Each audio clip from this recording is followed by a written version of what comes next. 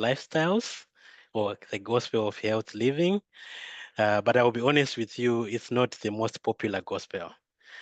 Maybe because there are no overnight miracles.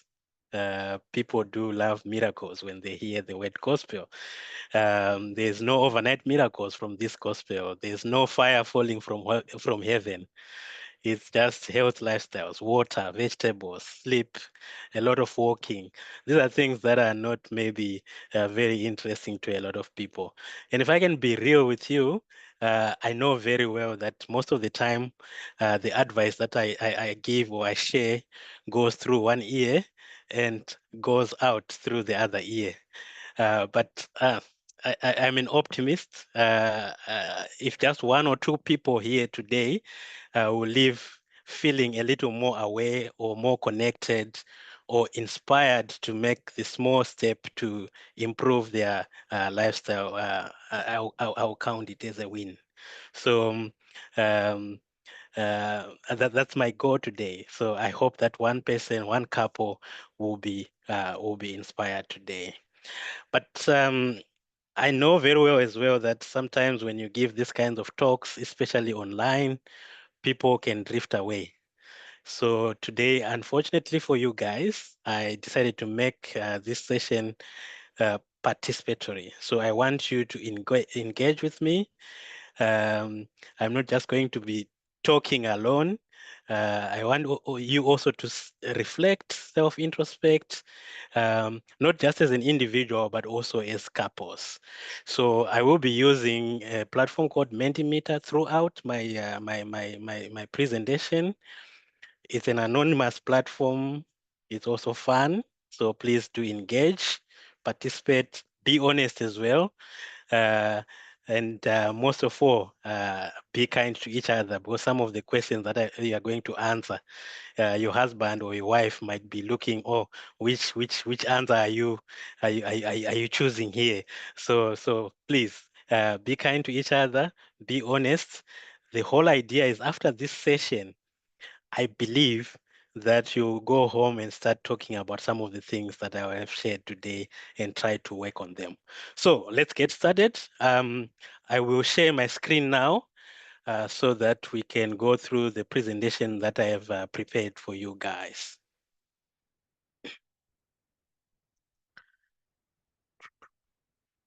Let me see if I can share.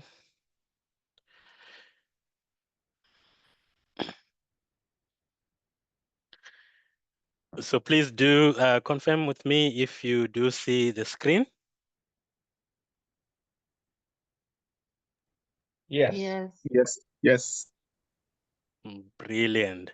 So just to prepare, each one of you, please take out a mobile phone, if possible. Can you go to this website, www.menti.com, and put the code on your screen, or you can join using the QR code again on your screens. So I will give you 1 minute or so to try and connect.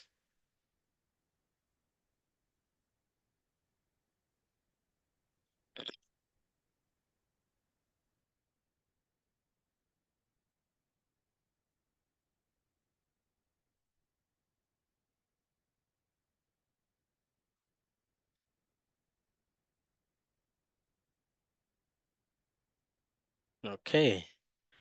The instructions to join will remain on your screen. You will see the code on all the slides. So in the interest of time, we'll start now the presentation. The way that I have divided the topic, so basically healthcare has three main pillars. So we talk about the physical health, we also talk about the mental health. But the third pillar that I will also touch on today is sexual health. So these are the three pillars that I'm going to touch on. And each of those pillars, you guys are going to answer about 5 questions relevant to each pillar. Then I can explain some of the concepts in more detail. So be prepared to participate and to engage. That will make the whole exercise more fun. So the first topic that we are going to address is that of physical health. And like I said, there are 5 questions, and each question you are going to answer, um, choose an answer, and each answer has certain points associated to it. So 1 point being the worst, 5 points being the best. So you have to assess each question and decide whether you are 1 or you are 2 or you are 3 or you are 4 or you are 5. Do that independently. Don't copy each other because in the end, one exercise that you are going to do is for you to calculate that out of 5 questions, how much did I get? So the total is going to be 25. That's the highest. The lowest is going to be 5. So after the 5 questions, you are going to calculate how many did you get as an individual. Then I want you to compare with your husband or with your wife. So get ready. Sorry, Doc. I think there are some people who are behind who did not get the code. Okay, so the code is still on the top end of the screen. Do you see it? Yes. Yes. So it's on every slide. You will see Mendy.com and the code 8988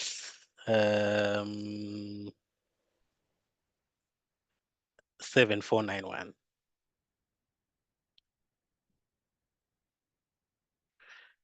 Okay. I take it that people are ready now for the first question. Okay. So the first question basically is about how often do we exercise? So again, this is independent. Huh? So judge yourself. Do you exercise regularly? If you agree strongly, give yourself 5 points. If you disagree strongly, give yourself 1 point. If you are 50-50, maybe give yourself 3 points. So let's try to answer. We have 3 people that have answered so far out of 14 who are logged in.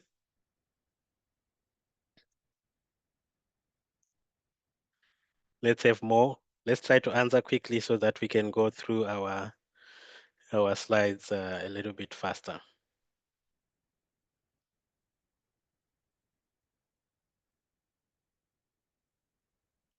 And 10 more seconds.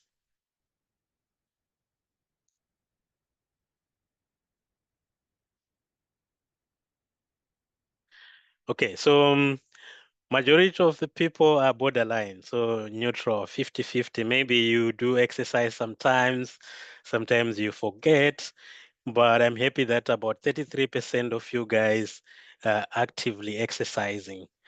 The reason why we really want you to exercise, I'm now going to talk about exercise, but looking at its importance to your relationship as a couple. One of the most important things that exercise does to you is that it improves your cardiovascular system. So your heart becomes stronger. Your ability uh, um, make blood circulate throughout the body also improves. And the reason why this is important, a stronger heart and an increased blood flow, for men, it means you are able to get also your tone very strong enough. And this is quite exciting, I think, for the person that is sitting right next to you, if your tone is really quite strong enough. But it's not only for men. For women, um, when you have a stronger heart and improved blood flow, there's also increased blood flow to your genital areas.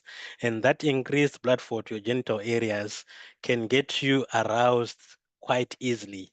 The sensations are also much better. You know, you lubricate also quite easily. So that game that you enjoy playing, that you're going to play later today, becomes even smooth and easier and more interesting. So it all comes also from a simple thing as exercising on a daily basis. So people don't know it, people don't appreciate it, but you'll find that the more you exercise, the stronger your heart. Some of these things are you'll see, and you come back to me and say, I have a testimony to make. Things are improving at home. Things are getting better. There's now more fire. So Tom is stronger than before. So this is very important. I might be joking, but this is very important that you exercise and make your heart stronger.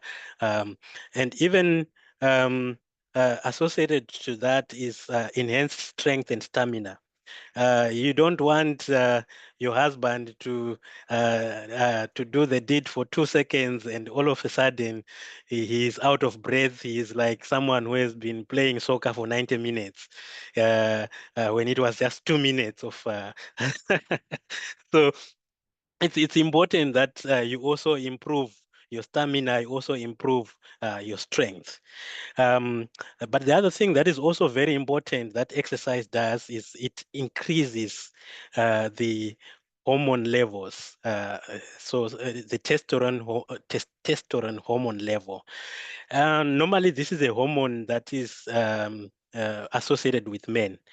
But when you do exercises, it's also increased in women because this hormone is very important for desire. Your desire to have sex with your partner can also be improved by increased testosterone levels. So women who have very, very low testosterone levels, they also probably have decreased desire for sex, and men likewise. So when you exercise, you increase your testosterone levels and you then increase your desire for sex. Um, the other thing that happens with exercise, it reduces the stress hormones. So this is a hormone called cortisol. If there is one, I call it libido killer, it's stress.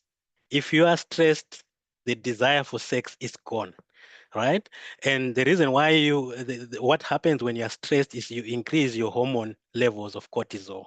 And this hormone can then affect all the other systems that make you want to have sex. So by increasing your exercises level, you reduce this stress hormone cortisol. You are not just reducing it, but you are also increasing the feel-good hormones. I call them the feel-good hormones. They are called endorphins. Um, and there's also serotonin and dopamine, but these are basically the feel-good hormones that make you want also to have sex, but at the same time, they improve your mood, you are cheerful. So when you are now in the bedroom, you are not just moody, but you are really looking forward to spending some quality time with your partner. So you see, the ratio here is very, very interesting. You reduce the stress hormone, you increase the feel-good hormone just by exercising only. So what we have done by exercising is we have improved our mood, we have reduced stress levels, we have increased our need or our desire for sex, and we are also making sure that physiologically we are always ready for sex. Tom is always strong enough. You are prepared to also receive Tom as a woman. So these are all the benefits that comes from exercising regularly. But lastly, one point that I also want to highlight is that of body image. Sometimes when you exercise, you tend to lose a lot of fat, you tone down, you look nice. Basically, you look better. I'm trying to do that now because I have this successful hump with me and I don't like it. My wife is always saying, increase your exercise levels. We don't want to continue seeing that successful hump. But um, when you exercise, you start to feel also good about your body image, which is very, very important. So this is just a quick summary. I can go on and on about the benefits of exercise, but there's so much I want to share with you today. So I will leave it there. If you have any questions again on this section, please ask me after we finish the presentation. So the next question now that you guys have to answer for me is how often you sleep. So Usually we recommend that we sleep 7 to 8 hours on most nights, but because we are so busy, sometimes we struggle to sleep, and maybe we sleep 5 or sleep 4. So be honest with yourself. How often do you sleep um, on average every night?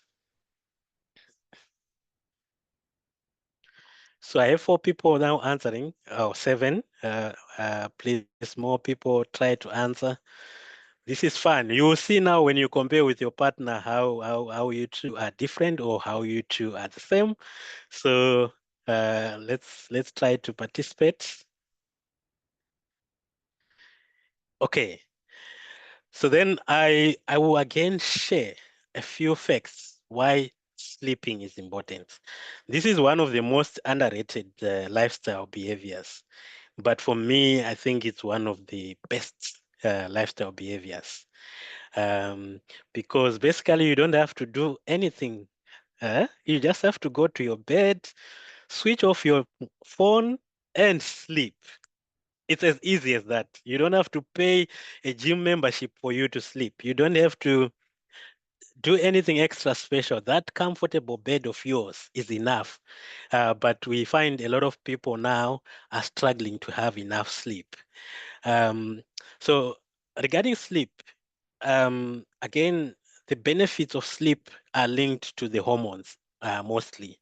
So what you see is that that hormone that we spoke about, testosterone, which is so important for us, for our desire to have sex, is normally produced in huge amounts when you are sleeping.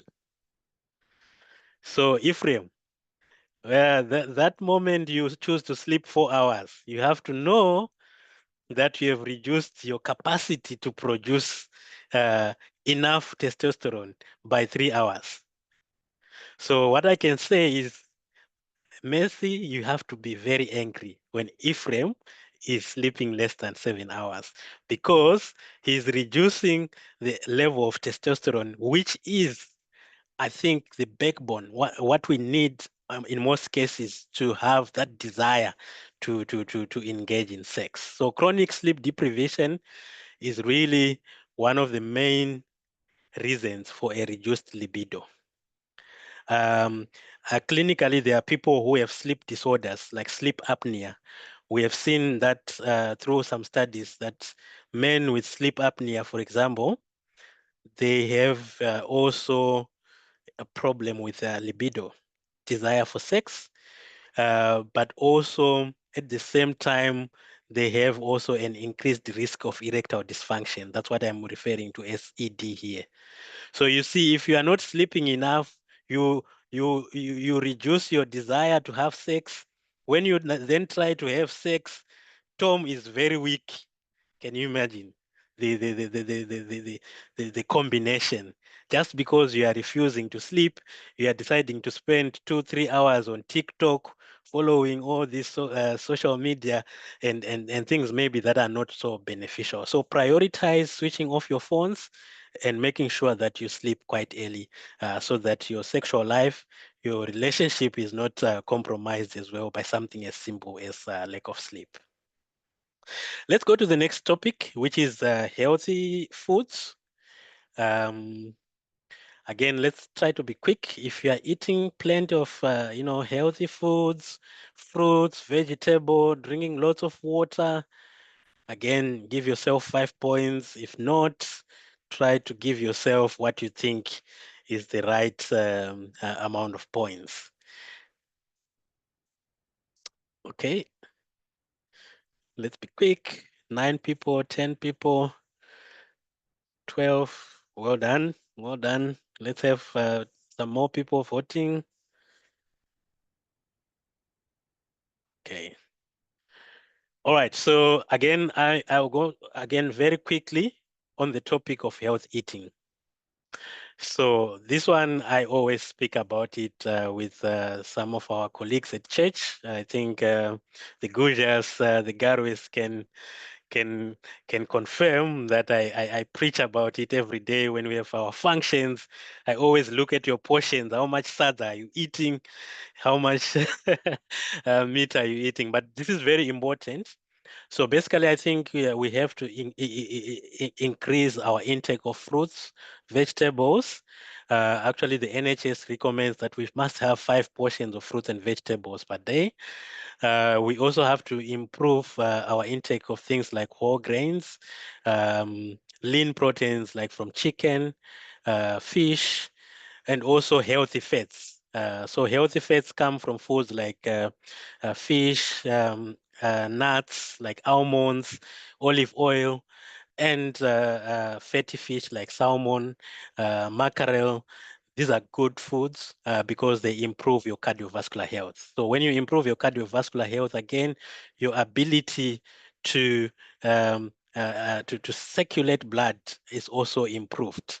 And that means, again, we go back to the same story. Your tongue is stronger. We go back to the same story. Your genitals are perfused quite efficiently. Your sensations improve. You lubricate quite easily if you're a woman. So improved cardiovascular health is is one of the benefits that you get from eating a healthy diet. But I want to also zoom in on one important nutrient, which is vitamin D. The reason why I'm zooming in on it is because as Black people, because it's one vitamin that you can get from the sun. Huh? And when the sun hits our skin or shines on our skin, we then take some of the ultraviolet radiation and we make our own vitamin D. But as Black people, we have a lot of melanin, and that melanin absorb that ultraviolet radiation, and as such, we don't make enough vitamin D from the sun compared to the white people. And the fact that now we are living in the UK where it's always cloudy, you find that most people have D deficiency. Most Black people have vitamin D deficiency. And the challenge is that this vitamin is very important because it's one of the components that is required for your manufacturing that hormone again that we have been talking about, testosterone. So when you don't have vitamin D, you also cannot make enough testosterone. And again, then you have low testosterone, and it has also been linked, the vitamin D itself deficiency has also been linked to higher risk of erectile dysfunction in men. Then for women, studies have also shown that this vitamin D deficiency can result in reduced sexual desire and also vaginal dryness. You don't lubricate quite easily. So you get irritation during sex, you get pain, and in the end, you try to avoid having sex. So this is very simple. Make sure that once in a while you check your vitamin D levels and you supplement your vitamin D, especially in winter. Something as simple as this can improve your sexual life. Women are also at higher risk of developing iron deficiency because they tend to bleed on a monthly basis via menstruation, and you can develop iron deficiency without you being aware. And sometimes you just see that you're feeling fatigued, yeah, you don't have, energy. It could be also iron deficient. So this is again something that you have to keep in mind. Try to eat foods that are rich in iron, liver, some nuts, and the like, so that your iron levels are also sufficient. So diet, I cannot emphasize enough. There are multiple, again, areas that we can discuss about, but I want to challenge you today to again improve your diet so that your sexual lives can also be improved. This one now, I hope, yeah, okay, alcohol. So again, be honest with yourself. If you are drinking a lot, maybe give yourself 1 point. If you have not drank alcohol before, maybe 5 points. If you drink once in a while, you can also give yourself 3 points or 2 points.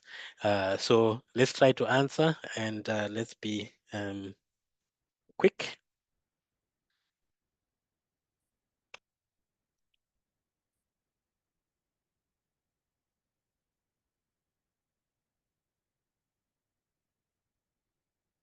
Okay. Interesting. What I like the Sorry. Sorry. yes, please. Yes. Sorry. I know I should have raised my hand. Apologies. I wanted to find out for the question, excess alcohol. Strongly disagree means I don't drink. I've never. So strongly disagree means I always drink. Okay. Yes, sorry, Cheers. it might be confusing. Yes, yes. All right. Thank you so much. Okay, Okay. Cheers. Bye. good.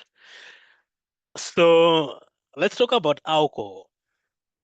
So for most people, when they drink alcohol, they feel stimulated, they feel jovial, they feel happy. That's what they say.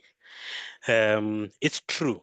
So when you take alcohol in small amounts, it's or maybe periodically, alcohol has a stimulant effect. So it stimulates your brain. Huh? But when you constantly drink alcohol all the time, or you drink too much alcohol, alcohol will start to have an opposite effect. It depresses your central nervous system, right? That's why you see then people have reduced coordination, people are sluggish. Now alcohol is beginning to have that depressant effect on the brain or on the central nervous system. And the reason why this is important, um, your sex life is driven by uh, the central nervous system being stimulated. So if you have something that is depressing your central nervous system, your brain function, your sexual life again is impaired quite significantly.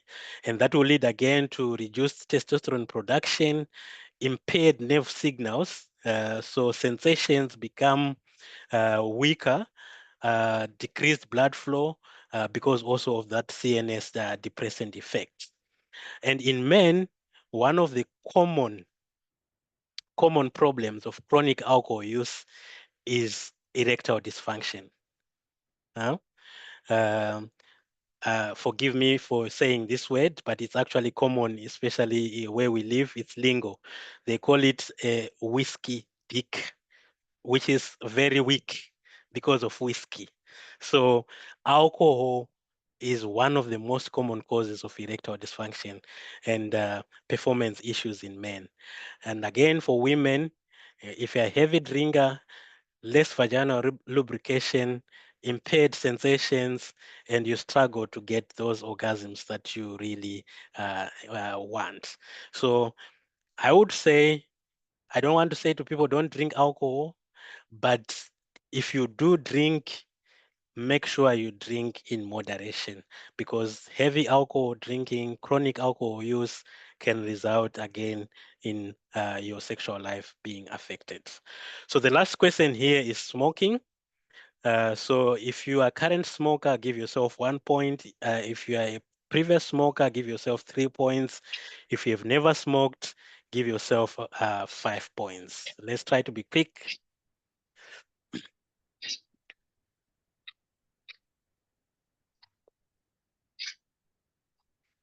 Okay, so I'm very, very happy that most people have never smoked. Because for me, smoking basically is, there's nothing good about smoking.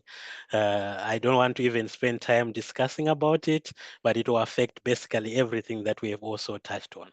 So what I want you to do now as quickly as possible, I've developed this, what I call physical health quadrant. So make a total of your scores, and then you have to plot now the score of your wife and the score of of the husband in this quadrant. So if you have a total of 15, give yourself you plot yourself in the rightful quadrant. Because what you want to see now is whether you and your partner, you are on the same wavelength when it comes to some of these key physical health aspects. So I expect most of you to be in Q1 because in Q1, it means both of you have high scores. So as partners, you are doing very well in terms of your lifestyle choices. So I would say celebrate and continue, and maybe inspire others for some of us who are still struggling. And if you are in the section Q3, this is what I want to call a crisis situation, because both the husband and wife have low scores when it comes to physical health. There's something wrong that you have to address. So try to look into your life, your physical health, um, and see what you can work on. Pick one thing, or maybe try to sleep early, both of you. Maybe take a walk together.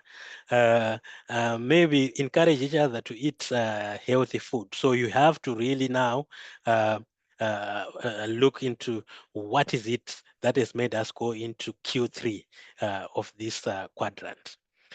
Q2 and Q4 are interesting. So Q2 means the husband is doing well, the wife is struggling. So now it's your role as the husband. If your wife is struggling, you need now to approach your wife and try to understand, why is my wife probably neglecting her sleep, eating healthy, exercise? Is it because you are stressing her so much, or something else? And try to help your wife. Then on the other hand, if you are in Q4, it means the wife is doing well, but the husband is struggling. And this is where the wives, I think you have to come in. Don't judge. Men don't like to be judged. Come in and try to support your husband, and also make sure that they are living as healthy as possible. So this quadrant, I've developed it. If you want to get it later, I can share it with you, and try to use it in your life, especially if you are in Q2, Q3, and Q4 to improve your physical health together. So now quickly, we go to mental health. I want us now to be fast. I will not try to explain in detail, because some of the things I've briefly touched on them. So now let's do now our assessment of our mental health important topics. So the first question that you are asking yourself is, how interested are you in your partner's daily life? So this is about yourself. Huh? Do you show interest in your partner's daily life? Something as simple as like asking them, how are they? How was their day at work? What are they involved in at work? What is that daily interest in their life? So be honest here. Uh, it's self-introspection, and I promise you, your partner is not going to judge you. We are here to help each other, so let's try to be very honest. Great. So now I think a couple of you guys, you have already answered, so I will move to the next question. The next question is related to when you are bothered. Do you think your partner can hear about your worries and understand them? So when something is happening to me, you are stressed out, do you feel if you communicate this, your partner is able to hear you and understand the problem? Now, this is interesting. I see a variation now in the answering. Um, and 25% of you guys, in fact, 18% strongly disagree. So this is something I think, yeah, that needs to be addressed. If you feel like your partner is not hearing you out, is not understanding some of your needs, it's something that needs to be addressed as well. Good. So the next question is about emotional communication. So do you at your home openly talk about your feelings? So you take time in your bedroom to say, okay, nowadays I think I'm stressed about this. Nowadays I think something is bothering me. Both good and bad things. Do you openly talk about these things at home?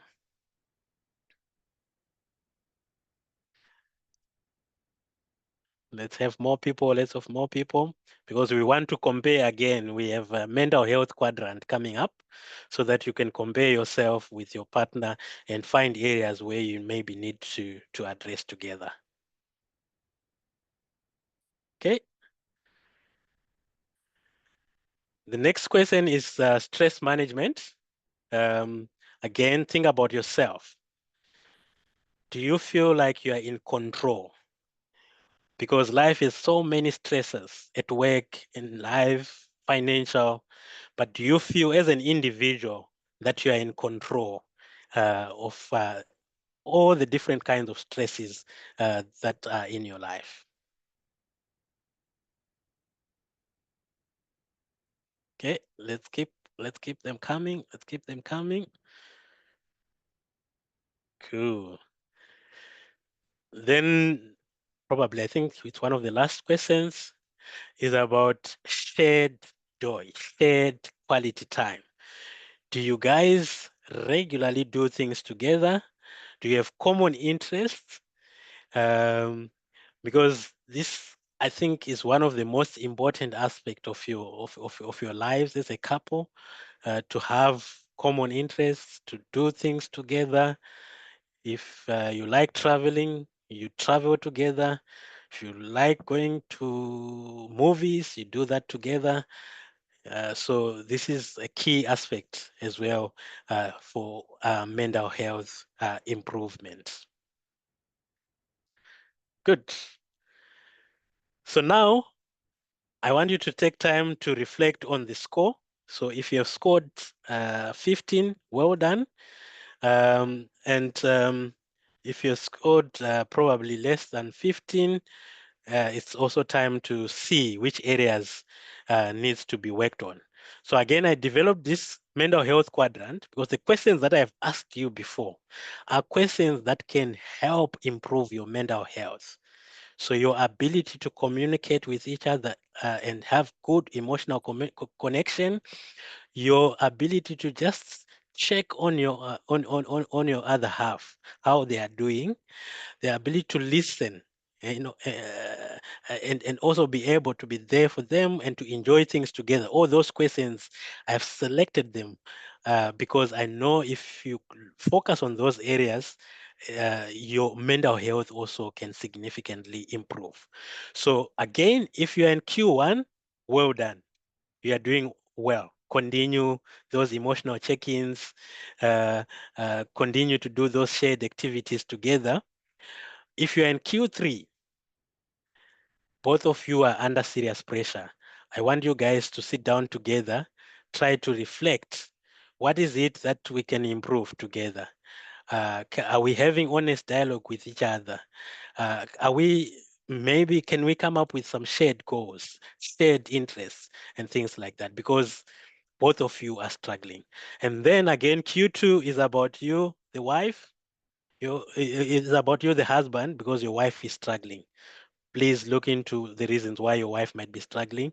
And again, Q4, your husband is struggling, and it's up to you again as a wife to make sure that you try to look at some of those questions that have been answered and try and see which areas you can improve on.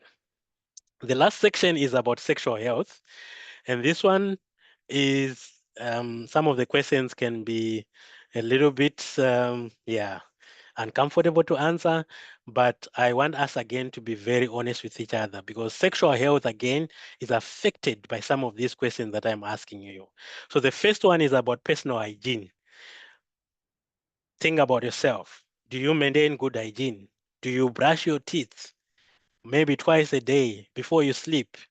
Do you bath? Because these are the things that can affect your partner uh, quite significantly. And then you see your partner is not interested in sex anymore. Your partner doesn't get Tom strong enough because the partner is feeling like your mouth is smelling. Those things can affect. So let's again be honest with each other and try to answer this question as honestly as possible. Okay, good. The next question is about sexual communication. One of the biggest challenges about improving your sexual health is failure to communicate your needs, your desires. I think some people might feel uncomfortable, or some people might feel like, oh, if I say let's try this, then my partner will say, where did you learn it from? eh? And then it becomes a big issue, but all you wanted to do was to try and spice up things. So do you feel it's easy for you to talk about your needs or about your sexual desires? A very important question. Good. Then the next question here is about enjoyment and the frequency of sexual activity. I know all of you are busy, but are you happy with the amount, you know? Are you doing it once in a month, or two times in a year? Are you happy with the frequency? This one, I want to give you time, guys. I want to give you time. All of you, you have to vote. Are you happy? So I see 40% are strongly agreeing. They feel like they have enough. I hope enough is not once a month. If it's once a month, then I have a problem with you. So yes. Good. Because this question here is there, it gives you an indication of your overall sexual health. If you feel like maybe you are starved, you have now to find the reasons why you are having less sex. Is there something that you can fix or address or that can improve the situation? So this is a very important question. Then this one is again one very important question. Confidence about yourself. First of all, men, if you want to know, one of the biggest worries for most men is the size of their manhood. Some are always taking the tape measure and ruler in the toilet, and they are trying to see how many centimeters, and they are not comfortable with the size of their manhood. So I think this can affect you mentally and affect your sexual health if you are not happy with the size of your manhood. And also, as a wife, if you try to shame the size of your men's manhood, I think you will have made the biggest mistake, because the men will never recover from that. So let's promote um making each other confident about our bodies, especially about things that we cannot change. You cannot change the size of your manhood. There are some changes that happen to women, for example, like they get saggy breasts because they are breastfeeding. Those things are difficult to change, but we have to accept who we are, and this can help our sexual health. So we have a couple of you guys, you are very, very happy with, confident with how you look. Um, some maybe not so happy, but um, um, I want to encourage and emphasize the importance of feeling confident about yourself. Then this question is very critical. Again, especially for my brothers, again, joining today, one of the biggest problem that men encounter in their sexual life is the inability of Tom to get strong enough. So do you often struggle with this at home? Struggling to get your Tom strong enough? For women, sometimes they struggle to lubricate, and now they have vaginal dryness, they have pain during sex. Um, these are physical challenges that can happen. Some of them, they can be cured. Most of them, actually, they can be managed or can be prevented. So it's important to be truthful to ourselves, to understand that, okay, I have a physical problem, and for this physical problem, I might be able to get help and improve my sexual life. Good. So then again, after this, I want you to go into this quadrant. I will share these quadrants with you, and probably later on, you have to look and see where you are. But if you're in Q1, well done. It means your sexual health is top notch. I can actually envy you, because yeah, you are really doing well. But if you're in Q3, I think both of you are struggling sexually. You need to work on some of the things that I've presented here, so that things can get better. Again, when there's a discrepancy, let's say you're in Q2 where the husband is quite happy, he is satisfied, but the wife is probably not. The husband, it's your duty to try and bring your wife up to speed. And likewise in Q4, the wife, it's up to you to, again, without judgment, try to bring your husband up to speed with their sexual health. So these are the slides that I had prepared for you. They are a little bit different from the way I normally give these sessions. But I wanted you to self-introspect, to reflect, and to try and see some of the key variables, some of the key factors that can affect your physical health, our mental health, our sexual health, and assess how you are comparing to your wife. And probably after this session today, you might again go back and try to work on some of those things and improve those aspects of your lives. So it's a little bit different, but I think it has been helpful. And I would like to thank you also for engaging, for reflecting, and for being open. Um, don't fight because someone maybe answered a question in a way that you didn't like.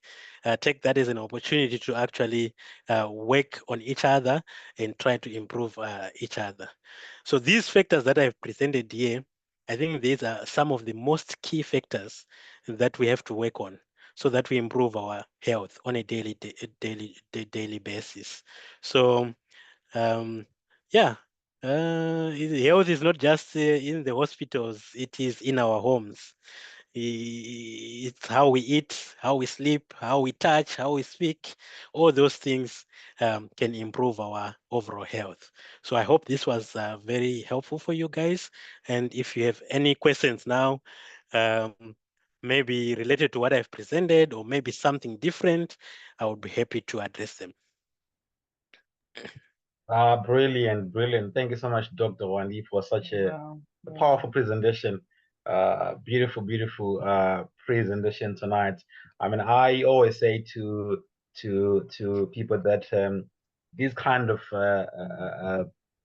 of information, you know, people pay to go and hear such talks, and we are privileged tonight that Dr. Hwandih has come on the platform to share with us just for free. And it would be good for us to take this information to go and begin to implement it to improve our health, but ultimately to improve our couple relationships, because I think the goal is to improve couple relationships, you know, as we live here in the diaspora. And it's quite important because we come from Africa, where we used to do things differently. We are now in a new environment where the pressure is more, the stress is more. We are dealing with a lot more pressures, and for if you are not careful, it's easy to ignore your health.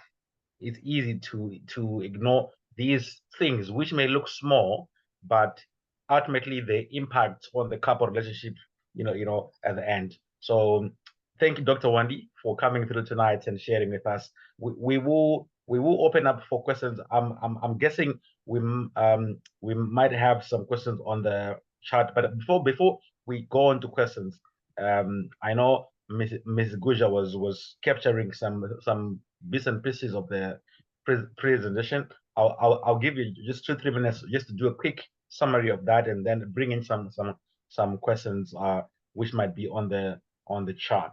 Over to you, Gujas.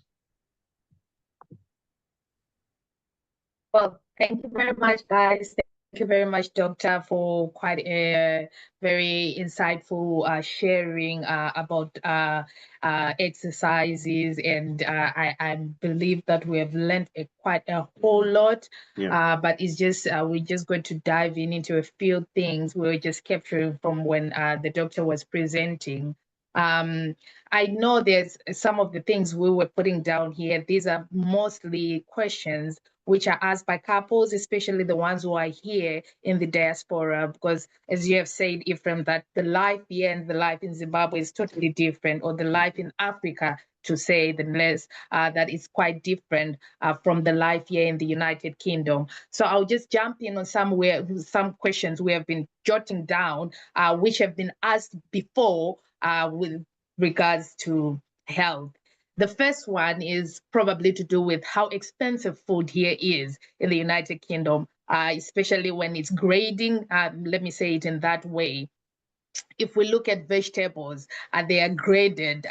You buy one from Lidl and then they say, oh no, they've used too much chemicals. Or you have to go to M&S to buy the original, the grade A or something like that. How do we know at the exact the fruits? Because you talked of a count of fruits you eat per day. That's 5, if I'm correct, you said 5 fruits per day. And I'm thinking, if I buy a Tesco banana, would that be the same with a M&S banana? Yeah. Or is this one is this one they've used too much chemicals on it? Because I want to be healthy, but what I can afford probably is maybe just dashing to Lidl.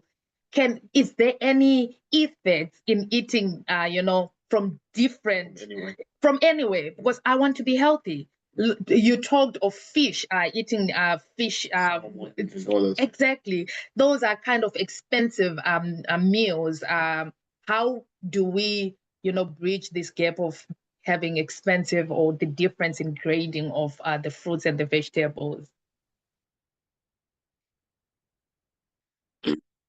Yeah, that's an interesting question. First of all, I think when it comes to the issue of cost, I think it's not about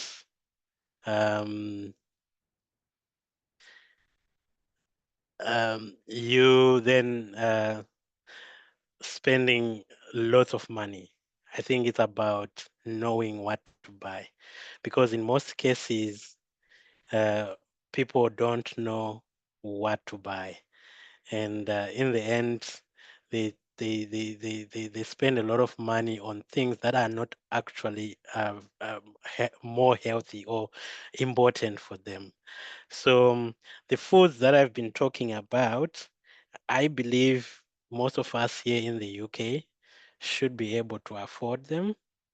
Um, and as far as I've researched, um, there isn't a lot of difference when it comes to the healthy benefits of an apple that you get from Tesco and an apple that you get from maybe Waitrose. In most cases, the healthy benefits are the same. Of course, there might be some preservations that are used or some chemicals that were used for growing that apple, but I think the major nutrients are there. The roughage is what gives you the health benefit. The vitamins are still in there. So if you look at the nutrient composition side of things, the nutrients that you need to improve your mood, to improve your cardiovascular health, they are still there in that banana from Tesco.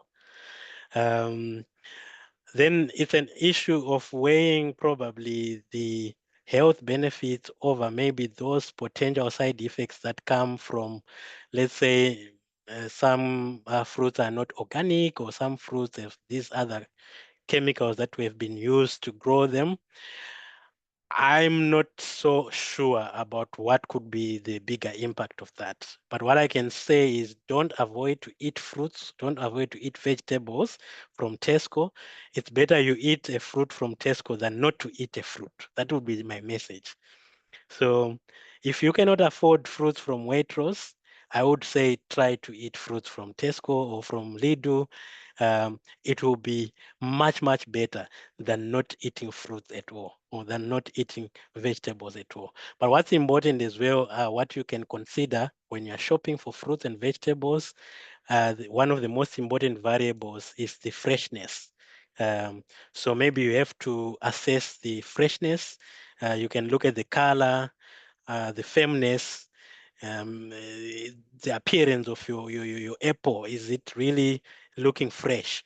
Because once a fruit is losing its freshness, once a vegetable is losing its freshness, some of those important vitamins or some of those important nutrients are also no longer present. So you have to prioritize to eat your to get your fruits or your vegetables as fresh as possible.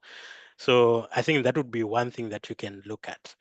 Um, but I don't really mind. Sometimes I do my shopping at Lidl or at Tesco, as long as if I'm buying enough fruits and vegetables. I think it's not an issue. Then when it comes to the costs, I think things like fish can be expensive, but it's not like you have to eat fish every day. Hmm? I always say maybe fish 2 times a week. So I think you can be able to afford that. Then you mix with other different kinds of foods, your beans, um, uh, um, um, and also one thing that I always also recommend is to cook using olive oil. Again, people will say it's a little bit more expensive, but the benefits from olive oil are quite significant, especially when it comes to your cardiovascular health. So it's about what you want to invest in, basically. So if you want to really invest in your health and in your relationship, I think try to also spend more on some of these foods, um, um, um, and maybe you'll see the difference. Thank you there, Doctor. I just quickly on that one. Do you recommend supplements as well? Whilst we are on supplements, we're just going to dive in because I think there's a hot topic which we want to really dive in, sex part of it. Yeah. Can we also use supplements on the sex side of things? What supplements are you referring to? Which All type right. of supplements? So, talking from the food side, omega, the pills for I think there's an omega pill which you can, is it an omega pill, a fish pill? You can just like a fish oil. Yeah, fish oil. You can drain those supplements. Then from the sex side, obviously you talked of not judging. You don't want to judge your partner, but obviously there's that one question which was in our head: stressful environment with shifts, being there, you're just stressed, what did you use, Tommy? Thomas. Your Thomas is refusing to resurrect. Yes, yes. Can we use supplements on those things? But yeah. When stress overtook, so maybe we can use the supplement, to make sure Tom is happy. Okay. So let me first answer the question of supplements that I want to say I normally recommend. So I do encourage people to also supplement things like vitamins. There are different kinds of vitamins that are essential. These supplements are now over the counter. You get them from pharmacies or supermarkets. Talk of omega-3 pills. They are quite okay. So if you are not eating maybe enough fish in your diet, you can also supplement using those pills. Vitamin D as well. You can supplement vitamin D, especially during winter times when there's less sunshine. Um, uh, so those supplements from supermarkets or from pharmacies, they are good for you. But again, you have to be careful because some people overdo these things. So you also don't have to take too much, because too much of anything can become a bad thing. So what I would say sometimes is I normally use a formula whereby I supplement 1 month, I skip another month, I supplement 1 month, I skip another month. So let's say, for example, if I want to supplement omega-3 pills, which are healthy fats, I do that for 1 month, then 1 month I take a break from it, and then another month like that, so that I avoid, overtaking supplements. Vitamin D in wind, I would say try to take it on a daily basis, for maybe 3 months minimum. That can help you as well. Iron supplements, if you feel like as a woman you are looking pale, or you might be anemic, there are also iron supplements that you can take. These are quite okay. I recommend them. The other supplement that you are talking about, I take it's sexual enhancement medications. Yes, Yeah, yes. that is correct. So the question goes like, how much is enough sex or less sex? Can we use supplements or for To increase our libido? sex count or mileage. Oh yes, oh yes, oh yes. So yeah, some of these drugs are prescription medicines, right? And the fact that they are prescription medicines, it means they've been studied and their benefits are well known. And we can advise you on which dose to take. So the medicines are there, they are helpful, but normally I try to recommend them for people who are a little bit older, because especially as men get older, and also especially when they also have other diseases like diabetes or hypertension, the problems become worse and worse. And even if you try to maybe do all these interventions, exercising, sleeping, it's not helping. And in that regard, we can prescribe, you know, some of those medications. They come in different forms. Some you have to take them before the act. Once you take them, you wait a few minutes, then boom, Tom is active. But some, maybe you take them, they can work, they can stay in your system for like 3-4 days. So it depends on what you like. So maybe there are people who say, normally I like to have as much sex as possible over the weekend, but I do struggle to get, my Tom strong enough. They can take their pill on a Friday, then it's happy uh, throughout the weekend. But this is for people, I think for me, it's for people who now have, like in terms of their age, they are a bit older, and some of these solutions that I've discussed about no longer work.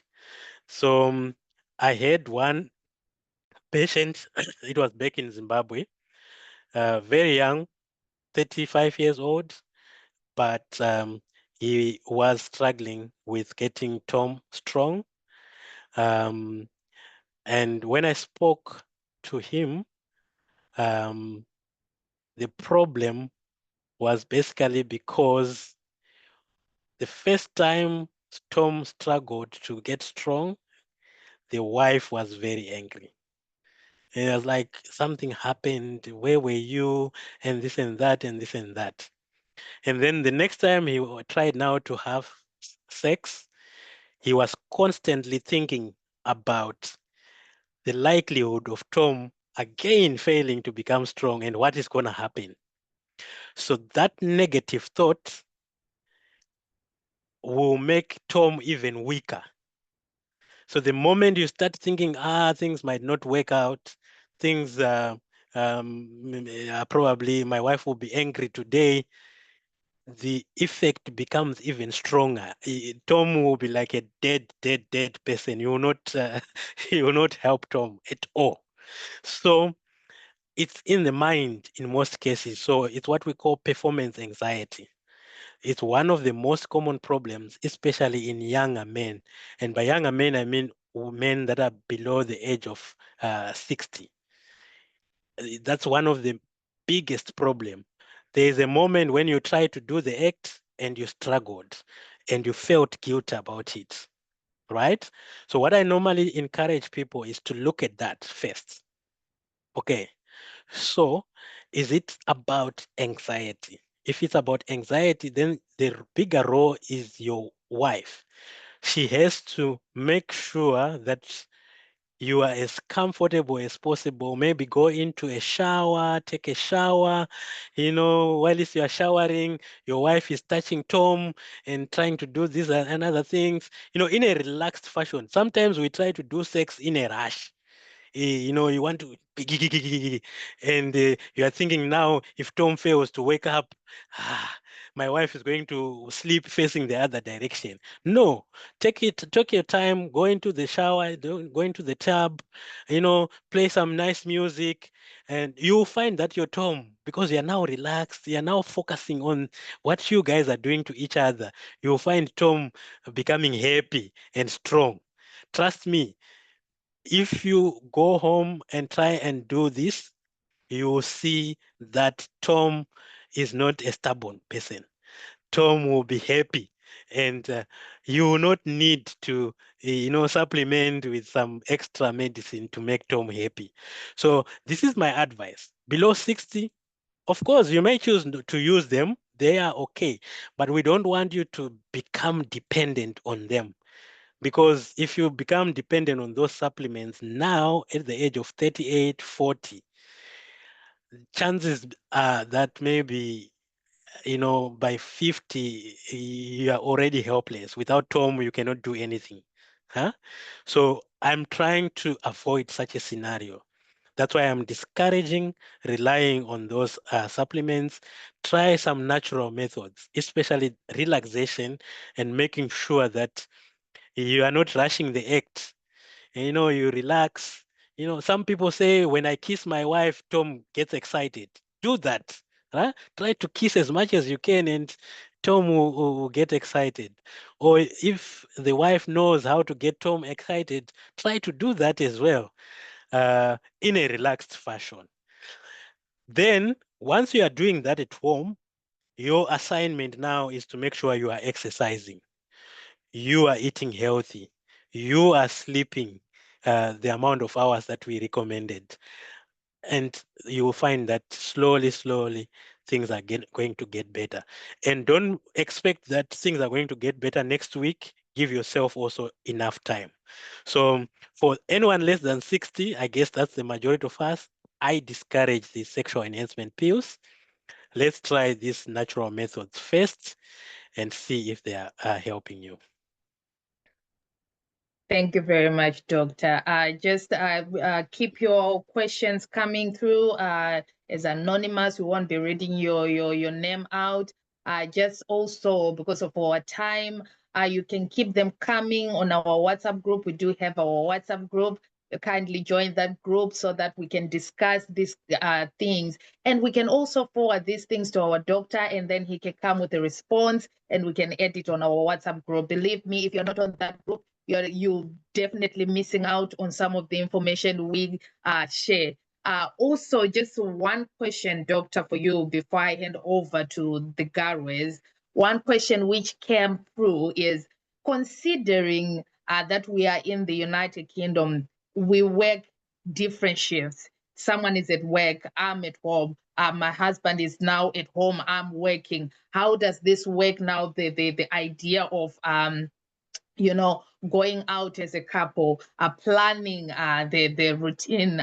You spoke of creating an environment for Tom to resurrect. How do we find that time of, I believe that's why then people then kind of do things in a rush, because shift, or someone who's just got in who wants to sleep immediately, they're tired. that's why then there's this rush thing, and then Tom decides not to show up, and then there is this confusion and lack of communication now, which is happening, which now leads to mental health deteriorating, and all those situations. How do we bridge this thing of my shifts and all that? In that question also, there's a question of when we are on shift. That's another question. And then also, I'm just going to say all those questions at once, because it's all about different types of shifts. What was the other one? Which our jobs do we even find? With our jobs, how do we even find time to spend as a couple? These are all concerning issues, to deal with shifts. Yeah. How do we, Doctor, can you advise us on that? Yeah. Mm. No, I think yeah. I may not be the best person, but I'll try to answer.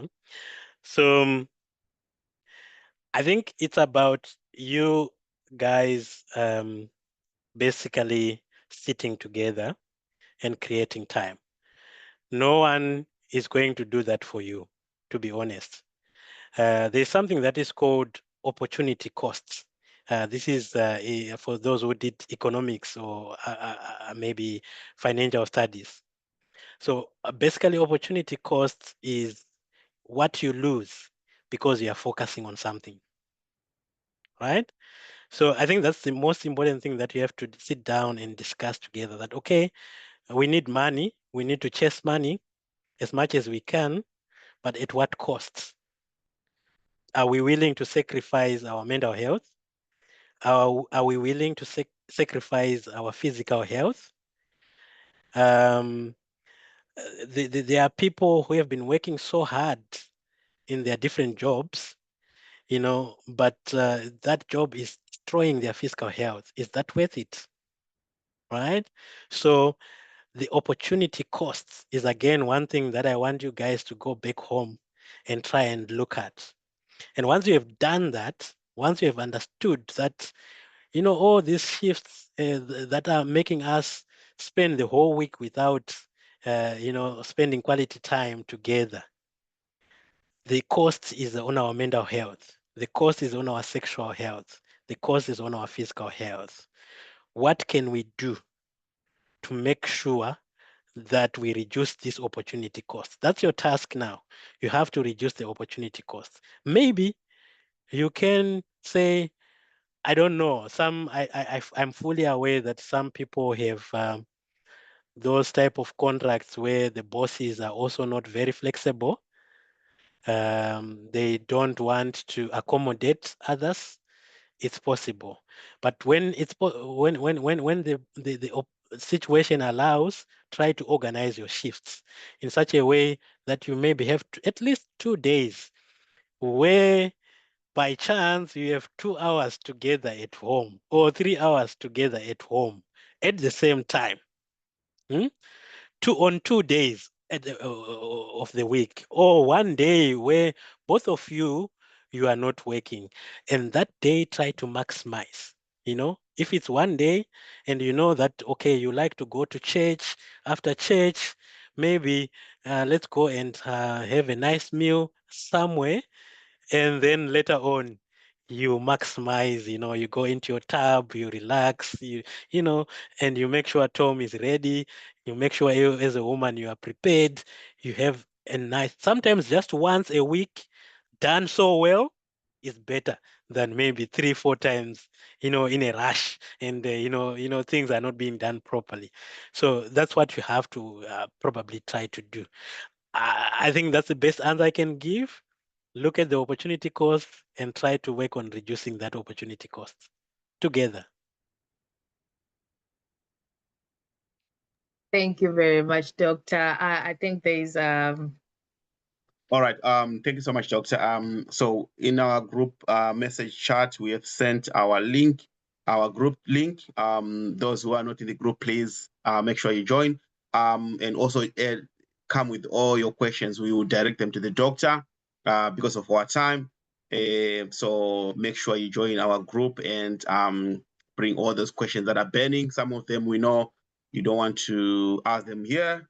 You can rather inbox us and we'll be able to share them with the doctor and you'll be able to help us.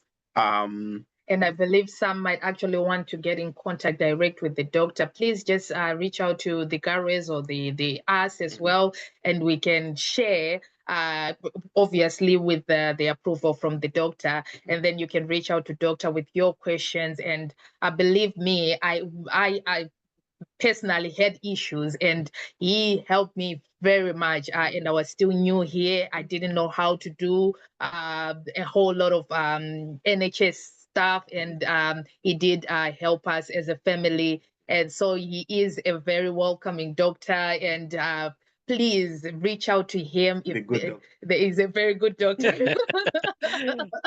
Please do reach out to him if you have any questions. Over to you, Gares. I think we are down from our corners, from our corner here to your corner, Gares. Please take over.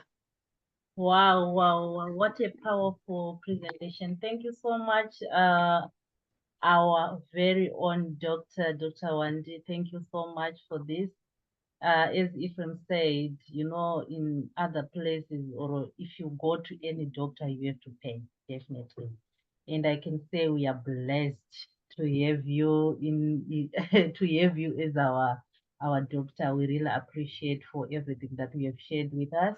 And on behalf of our Diaspora Canvas, we are here. We don't want to see marriages dying in the diaspora. We came from Africa strong, and seeing marriages dying in the diaspora, it's not good. It's not looking good. So that's why we created these platforms to help each other. It's not like us, we are perfect. No, we are not, but we are there to help each other. So we don't want marriages to die in the diaspora. And thank you so much for everything that we have shared, and we learned a lot. We have learned a lot, and as you said that sometimes when I'm sharing, but the way I'm sharing today, it's a bit different. I can testify that this one was powerful, and it was interesting. Oh. And we have learned a lot. And when you were sharing, and I was even picking points, so I'm promising everyone to say, keep watching, more are coming, because I already have topics when you were sharing, and when people were voting, I was busy writing, like seeing the areas that couples are struggling. And trust us, guys, more are coming, and we'll make sure that everyone will benefit. So we are just there to help each other. No one is perfect. We are there to learn from each other. Thank you. Thank you so much for joining. Thank you. Thank you. All right. Thank you so much, Messi, my wife. Yeah, it's been a wonderful night, you know, of learning about health. But before we go, I would love to just see some faces. You know, it would be nice to see some faces. If you're comfortable, please just put on your camera so we just see you. It will be nice. It will be good to see you. Yes. How did you put the remote? We are seeing some faces. Wow. If you can say hello, it'd be good to hear your voices and see your faces. Yes, please. Those who can. Good people. Hello. Please, if you can, hello, Marjorie. Titi Machigura, thank you for putting on your camera. Yes, if you yes, if you can put on your camera, please, it would be nice to to see you. Yes, so as has been said already, we have a WhatsApp group. Please, if you are not there in the WhatsApp group, just click on the link that has been shared on the group. We would want to have you in our community, learn together, and of course, grow together as couples. As my wife has said, we are seeing a lot of challenges. We are seeing a lot of breakdowns in marriages. We are seeing a lot of issues on Facebook, on Twitter, on different platforms of couples who are divorcing and fighting many things are happening in the UK, and we just want to be a part of the solution, together, not just us, but together, you and us. We can be part of the solution. We can be part of helping people to stay married, and ensuring that our families are. So, guys, those with suggestions, I've seen already some suggestions here. You are taking notes. There are some exciting comments in the comment section. Yes. So Priska and Majid are saying we need an outing. Yes, we need an outing. Definitely. And that's for sure. We need to plan an outing. And the Gujas are very good with planning stuff. So the Gujas will lead us in planning a good outing, and we will come for ideas from everybody. Guys, we want to say thank you. Is there anyone, maybe we don't want to close out? Is there anyone who wants to say something? Just one point, Ephraim. Yeah, so today my presentation was very broad, because it's difficult to package some of these topics into one session. But if maybe there are more interesting topics that can be focused on, and we spend time when we dig deeper, and so that everyone understands, it will also be better. But what I tried today was to make it broad so that we have a bigger overview, but these topics can be broken down into smaller details. That's a great idea, Doc. And yeah, we will definitely invite you back again. I wanted to invite maybe one or two people. We don't want to close you out. If you want to say something, a comment, it could be anything. Is there anyone who wants to say something before we close? If you want to say something, you can raise your hand. We will unmute you, and then yeah.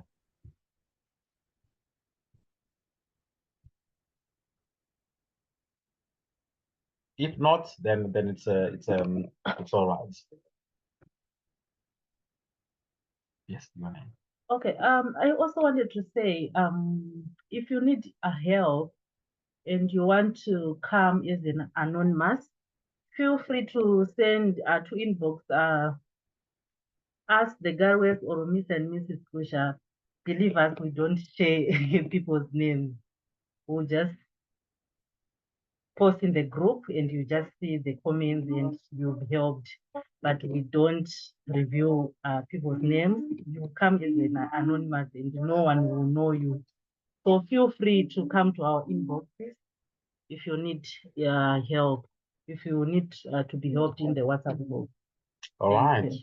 Guys, thank you so much for coming in tonight. The Gujas, is there anything from your end? I mean, just to thank the doctor for being with us, for spending time with us. We really appreciate. Thank you so much, Dr. Hwandih, for coming, and everyone who has joined tonight. So, like we said, we have more coming, and keep watching the space. Thank you. Okay, Doctor, do you have any last words, and then we close out? Go and have fun tonight. Oyo. Yes, definitely. Yeah. No, thank you so much for inviting me. It was a pleasure. All right. Thank you, Doctor. Thank you, everybody. We are going to play some music as we log out. You are free to say hello as we log out. You can put your camera as you log out. Thank you, everybody. Good night. Oh, mama, kana wanetataura kati zoro sweetie dance.